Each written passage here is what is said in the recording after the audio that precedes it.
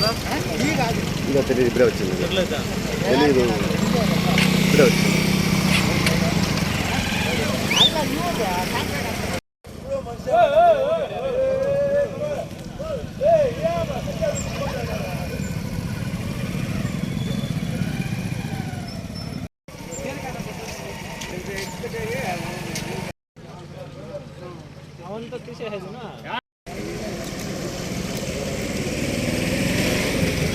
ಶ್ರೀನಿವಾಸಪುರ ತಾಲೂಕಿನ ಪನಸಮಾಕನಹಳ್ಳಿ ಗ್ರಾಮದ ಬಳಿ ಕೋಲಾರ ಸಂಪರ್ಕ ಕಲ್ಪಿಸುವ ಮುಖ್ಯ ರಸ್ತೆಯಲ್ಲಿ ಚಾಲಕನ ನಿಯಂತ್ರಣ ತಪ್ಪಿ ರಸ್ತೆಗೆ ಅಡ್ಡಲಾಗಿ ಟೆಂಪೋ ವಾಹನ ಪಲ್ಟಿ ಹೊಡೆದಿದೆ.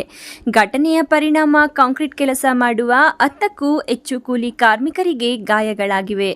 ಗಾಯಾಳುಗಳು ಶ್ರೀನಿವಾಸಪುರ ಪಟ್ಟಣದ ಸರ್ಕಾರಿ ಸಾರ್ವಜನಿಕ ಆಸ್ಪತ್ರೆಯಲ್ಲಿ ಚಿಕಿತ್ಸೆ ಕೊಡಿಸಲಾಗುತ್ತಿದೆ.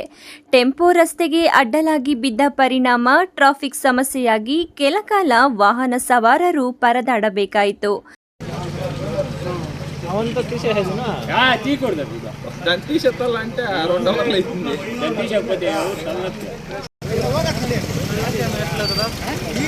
ఇంకా తెలియదు, ఇప్పుడే వచ్చింది. తెలీదు, ఇప్పుడే వచ్చింది.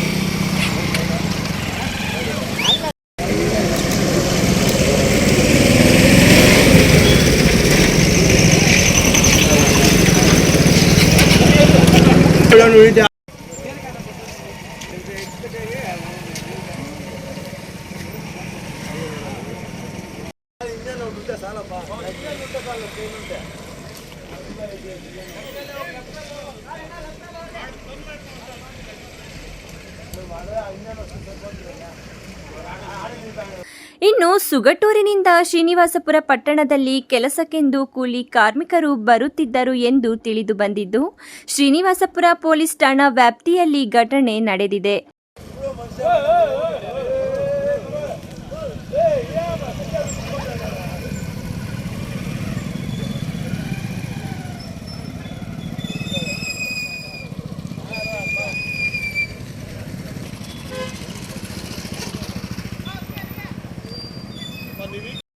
NM Suresh, MMTV news, Srinivaspur.